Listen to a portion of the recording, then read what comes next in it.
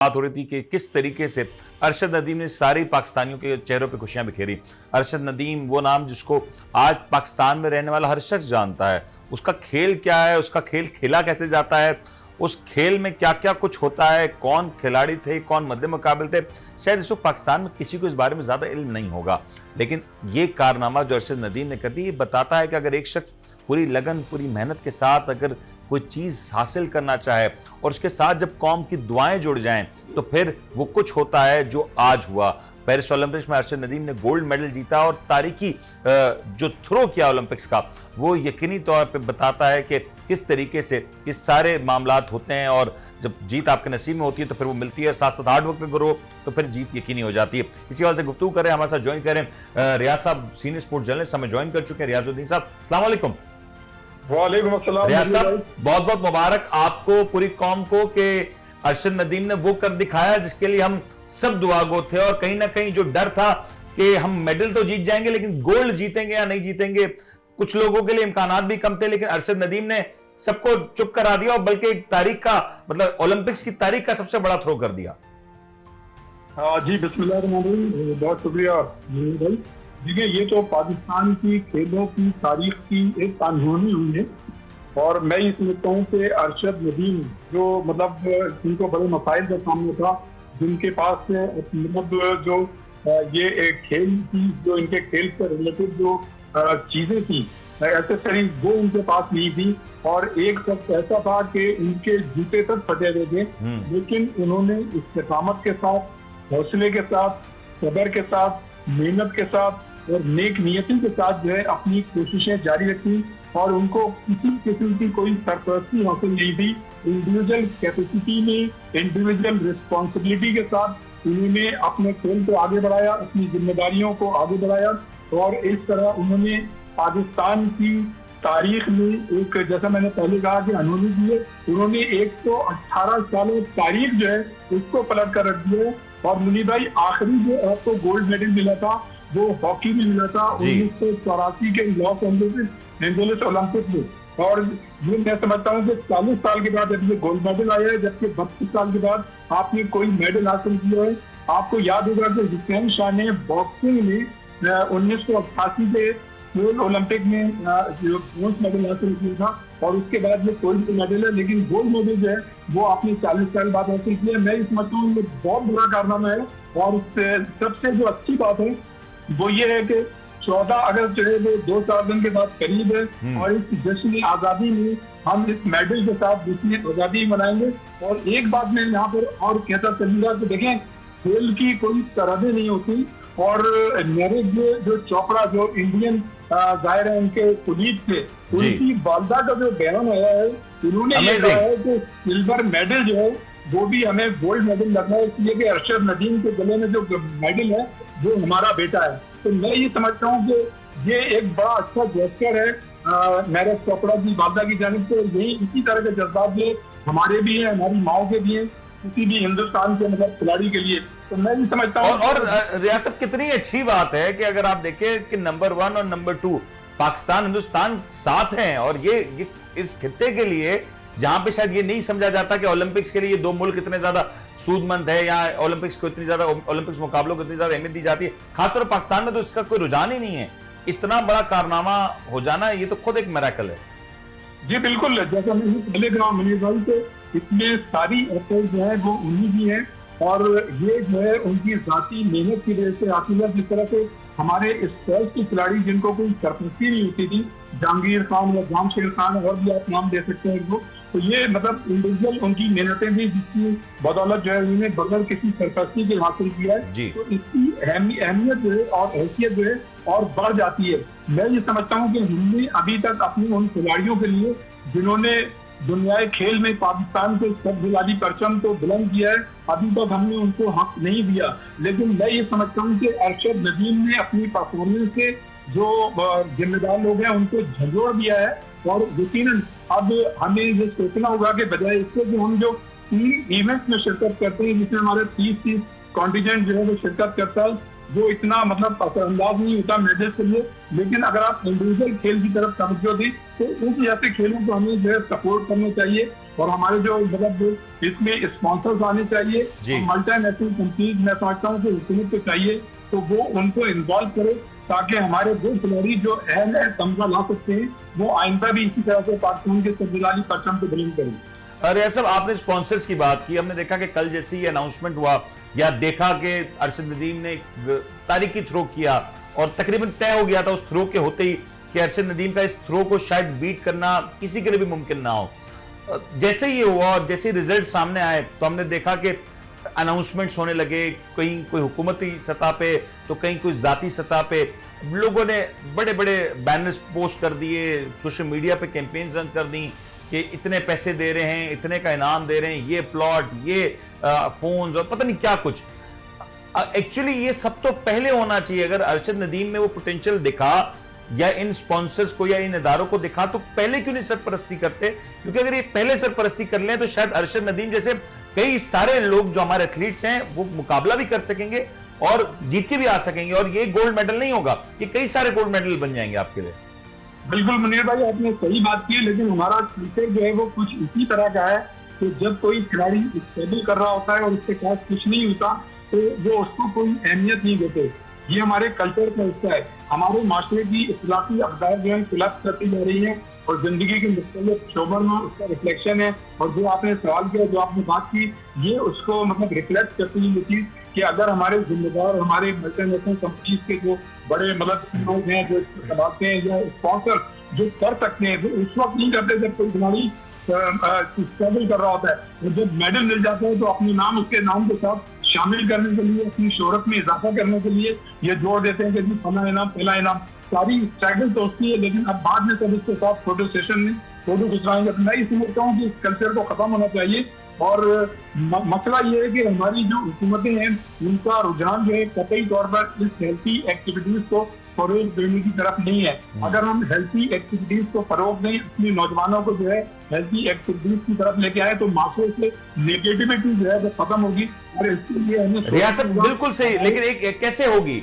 आज अगर हम कराची की बात कर लेते हैं, 2, 2.5, 3 करोड़ आबादी यहाँ बसती है, यहाँ आपको मैदान नहीं मिलते कि जहाँ पे बच्चे जाके खेल सकें। तो कैसे आप एक्सपेक्ट कर सकते हैं कि आपका जो पाकिस्तान का सबसे बड़ा शहर, में कराची की मिसाल ले लूं, तो वहां पे आपको ग्राउंड्स नहीं मिलते। आप कराची से बाहर निकलें तो आपको जगह तो मिल जाती है लेकिन फैसिलिटी नहीं मिलती। तो ये कैसे टैलेंट आपका निकलेगा? आज एक तरीका तो ये कि हम अरशद नदीम की जीत को सेलिब्रेट करें, जश्न मनाएं और बहुत खुश हो जाएं।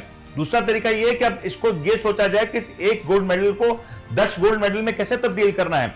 25 करोड़ की आबादी का मुल्क है, क्या एक गोल्ड मेडल जीत के हम खुश हो सकते हैं? या हमें हो जाना चाहिए, या हमें इसको सोचना चाहिए कि जिस मुल्क की आबादी 25 करोड़ है, जहां पे आपकी अक्सरियत यूथ की है, वहां आप 10, 15, 20 मेडल्स ले सकते हैं, बट आप नाकाम है उसमें। देखिए मुनीर भाई, मुझे उस वक्त तक नहीं होगा जब तक आप अपने अंदर जो इनकलाबी स्पिरिट पैदा नहीं करेंगे। हमारे जो जिम्मेदार लोग हैं वो जब तक उनका विजन जो है इंटरनेशनली वो विजनरी नहीं होंगे उस वक्त तक ये चीज नहीं हो सकती। सर क्या कर रहा है स्पोर्ट्स बोर्ड की, क्या कारकर्दगी है, एसोसिएशंस की क्या कारकर्दगी है? इतनी एसोसिएशंस हैं, इतने स्पोर्ट्स बोर्ड हैं, इतने लोग हैं, इतनी मरात है, इतनी तनख्वाहें, इतनी फैसिलिटीज, क्या एक अरशद नदीम प्रोड्यूस करने के लिए था? आप ये देखें कि आपने एसोसिएशन और फेडरेशन की बात की है और बदकिस्मती ये है कि जितनी भी ज्यादातर फेडरेशन है वो पैरेलल फेडरेशन और पैरेलल एसोसिएशन बनी हुई है, मुतवाज़ी एसोसिएशन बनी हुई है, जिसका मतलब ये मतलब है कि ये जितना भी ओहदेदार है ये जाती उनको कुर्सी की तलब है। वो जो है अपने जाती मफादात के लिए कौमी मफादात को तरजीह देते हैं। तो मैं ये समझता हूँ ये तो फिर हुकूमत की तरफ से पॉलिसी की बात है।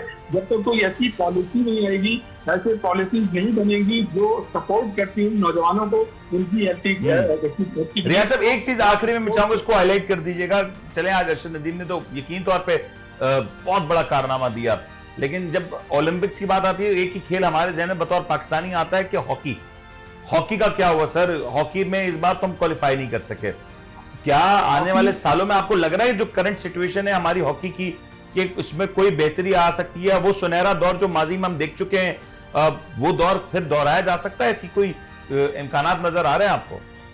देखिए, अच्छी उम्मीद पे तो दुनिया कायम है और उम्मीदें भी अच्छी रखनी चाहिए, लेकिन जो इस वक्त गिविंग सर्कमस्टांसेस हैं, इस वक्त जो हालात हैं मुझे नहीं लगता कि आइंदा कुछ वर्षों में ऐसा हो सकेगा, इसलिए कि हॉकी जो थी वो एक ऐसा खेल था कि जिसमें कभी पैरेलल फेडरेशन नहीं बनी थी, लेकिन उसमें भी आप देखें कि पैरेलल फेडरेशन बन गई और अभी 10-5 दिन पहले ये फैसला हुआ कि हाँ भी एक फेडरेशन है जिसे अब तस्लीम किया गया, जबकि एक 4-6-7-8 महीने तकरीबन साल जो है 2 फेडरेशन रही थी और एक मौका ऐसा भी आया था तो जब आपकी टीम बाहर जा रही थी एक टूर्नामेंट में तो उस वक्त 2 फेडरेशन ने 2 कैंप अनाउंस किए थे। तो मैं ये समझता हूँ कि जब तक कोई हुकूमत की सॉलिड पॉलिसी नहीं आएगी और सियासी कल्चर जब तक खत्म नहीं होगा, सियासी जो इन्वॉल्वमेंट है या सियासी जो इन्फ्लुएंस है वो खत्म अगर नहीं होगा, उस वक्त तक मेरे ख्याल से मामला सुधर नहीं सकते और हमें ये देखना होगा कि जो भी हुकूमतें आती हैं उनको एहतियात से काम लेना होगा।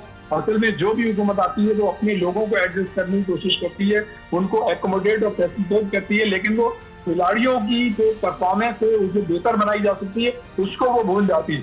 तो कहने का मकसद ये हमें कंसंट्रेट करना पड़ेगा, फोकस करना पड़ेगा। जब तक हम कंसंट्रेट और फोकस नहीं करेंगे खिलाड़ियों पर, नौजवानों पर और अपने मतलब उस कौम के जज्बे को उस वक्त तक जो हम आगे नहीं बढ़ सकते। तो इसलिए मैं समझता हूँ आखिरी बात बता दें, जो कल हमने देखा कि जैसे अरशद नदीम जीते, अनाउंसमेंट्स हुए, पैसों की इनामात की भरमार हो गई, बरसने लगा एक तरीके से पैसा।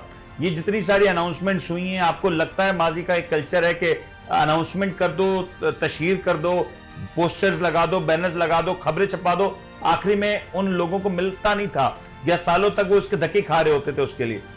आपको लगता है अरशद नदीम को अब बर वक्त ये सारी अदायगी कर दी जाएगी जो अनाउंसमेंट्स की जा रही हैं? तो सही कहा है, मेरे ख्याल से देखिए किसी हद तक तो होगा, लेकिन जैसा आपने कहा ना कि जो आपने बात की थी, मैं ये समझता हूँ कि बरसाती मेंढक होते हैं जो अपनी तशहीर के लिए इस मौके पे आगे आ जाते हैं, लेकिन जब इम्प्लीमेंटेशन का वक्त होता है तो वो पीछे हट जाता है। तो अभी क्योंकि ये गरम मामला है, मुबारकबादें घर से ऐसा नहीं हो सकता, कुछ तो उन्हें कुछ ना कुछ तो मिलेगा, इसलिए कि उन्होंने एक ऐसा कारनामा अंजाम दिया है कि वो किसी की आंखों में धूल नहीं झोंकी जा सकती। तो मेरे ख्याल से जो हुकूमती इदारे हैं या कुछ और इदारे हैं वो यकीनन करेंगे, इसलिए कि उनका कारनामा बहुत बड़ा है और उससे वो मुंह मोड़ नहीं सकते और उस कारनामे के पीछे मतलब वो छुप नहीं सकते, इसलिए कि अरशद नदीम ने छुपने का मौका फराहम नहीं किया। बहुत बहुत शुक्रिया रियाज साहब, आपने हमें ज्वाइन किया और बताया और तफसीली तौर पर बताया कि पाकिस्तान की दरअसल ओलंपिक्स के हवाले से तारीख क्या है। ये भी बताया कि अरशद नदीम ने आखिर ये जो कारनामा किया उसको शायद हम इसलिए गेज नहीं कर पाते क्योंकि हम इस तरह के स्पोर्ट्स से वाबस्ता नहीं। हमारा ज़्यादातर रुझान जो होता है वो क्रिकेट की तरफ रहता है। तो और कौम हमारे पास कोई और खेल ही नहीं बचा जिसके ऊपर हम देखें, नज़र जमाएं या उन सुपरस्टार्स को रिकग्नाइज करें। और खेल में भी जो सिर्फ मेंस टीम है उस हद तक हमारा रुझान है, फीमेल क्रिकेट के ऊपर वहाँ भी हमारा कोई रुझान नहीं है। बाकी जो दीगर खेल हैं, स्क्वॉश, हॉकी, माजी में इसमें पाकिस्तान बड़ी कामयाबियां, बड़ी फतवाहत हासिल कर चुका, बॉक्सिंग, इन सारे खेलों में पाकिस्तान इस वक्त उस अंदाज से कहीं नजर नहीं आता कि इस खेल को पाकिस्तान के लेवल पे, एक अवामी लेवल पे पजीराई हो, अवाम उन लोगों को, उन खिलाड़ियों को जाने, उनको उनके जीत को, उनकी हार को देखे, उनके मामलात से वाकिफ हो। आवाम शायद इस हवाले से तैयार नहीं है और ना इसके हवाले से हमारे मुल्क में अवेयरनेस दी जाती है। लेकिन इस सब के पीछे सिर्फ एक वजह है और इस सवाल भी है कि आज एक अरशद नदीम के गोल्ड मेडल को लेकर हम जश्न मना लें, हम बहुत खुश हो जाएं, हम शादियाने बजा लें, लेकिन क्या ये काफ़ी होगा? या फिर खुद से ये सवाल करें कि 25 करोड़ आबादी का मुल्क जिसकी अक्सरियत नौजवानों पर मुश्तमिल होती है, क्या उस कौम को, उस मुल्क को एक गोल्ड मेडल काफ़ी था? ओलंपिक्स मुकाबले में हमारे टोटल 7 एथलीट गए हैं जिसमें एक ही से मेडल की तवक्को थी, बाकी जो 6 गए वो उस अंदाज से क्वालिफाई होके नहीं गए, वाइल्ड कार्ड एंट्रीज हैं। क्या यही हम डिजर्व करते थे कि आज हमारा 7 लोगों का जो पैनल है, जो खिलाड़ियों का पैनल है वो जा रहा है, उससे कई बड़ी तादाद में हमारा सपोर्ट स्टाफ या हुकूमती नुमाइंदे जा रहे हैं क्योंकि छुट्टियां गुजारनी है। और जब तक ये कल्चर खत्म नहीं होगा, जब तक ये सोच नहीं आएगी कि इस एक गोल्ड को 10 गोल्ड में कैसे तकसीम करना है या 10 गोल्ड में कैसे इजाफा करना है, तब तक हम इस एक गोल्ड को शायद तारीख में फिर दोहराएंगे। एक बार फिर कई सालों बाद हम कहेंगे कि कोई एक अरशद नदीम था जिसने पाकिस्तान के लिए गोल्ड हासिल किया था।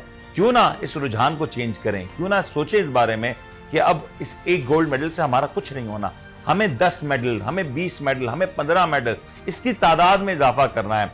और सबसे पहले वहां से करना शुरू करना है जहां माजी में बेहतर रहे हैं, जहां हमारे पास एक लेगेसी है, खास तौर पे हॉकी जो हमारा कौमी खेल है। आज वो इस हद तक ज़बूहाली का शिकार है जिसके बारे में कोई मिसाल नहीं मिलती। आज पाकिस्तान के पास सब कुछ होने के बावजूद भी हम एक हॉकी जैसे स्पोर्ट्स के लिए 15, 16, 20 लड़के तैयार नहीं कर सकते।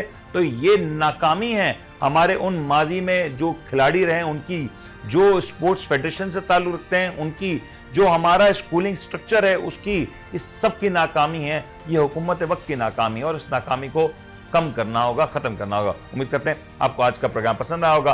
पूरी कौम को अरशद नदीम के इस तोहफे के लिए एक बार फिर से बहुत बहुत मुबारकबाद। अरशद नदीम के वालिद, वालदा, उन सबका बहुत बहुत शुक्रिया, उन सब के लिए दुआएं जिन्होंने अरशद नदीम का इस वक्त में साथ दिया। यकीनी तौर पर वो मैं नहीं था, यकीनी तौर पर हम में से बहुत से लोग उस वक्त नहीं थे, यकीनी तौर पर वो लोग भी नहीं थे जो आज बहुत सारे अनाउंसमेंट्स कर रहे हैं। वो लोग कहीं नहीं थे। जो लोग थे उनका शुक्रिया कि आज उनकी वजह से और अरशद नदीम की हार्डवर्क की वजह से हमें ये दिन देखने को मिला। उम्मीद करता